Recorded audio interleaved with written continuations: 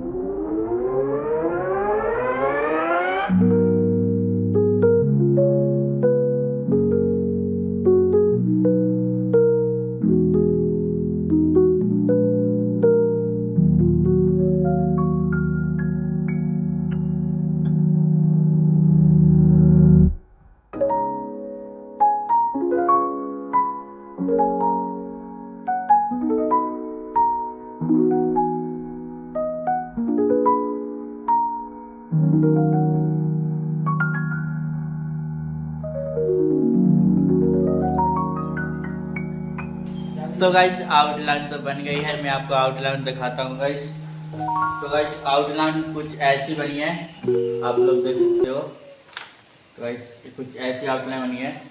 अब तो आज आ गई है आंधी बहुत ही खतरनाक वाली गाइस। तो अभी तो लाइट चली गई है, तो मैं अभी तो ये इसमें कलर जो बॉर्डर कलर से मैं इसको ड्राइंग को कंप्लीट करने वाला था, लेकिन अब नहीं हो पाई। तो गाइस इस तो गाइस कल करेंगे। तो इसका नेक्स्ट अगले वीडियो में आपको दिखाऊंगा इसको कलर करके। तो आज की वीडियो को यहीं ख़त्म करते हैं, तब तक के लिए बाय बाय गाइस।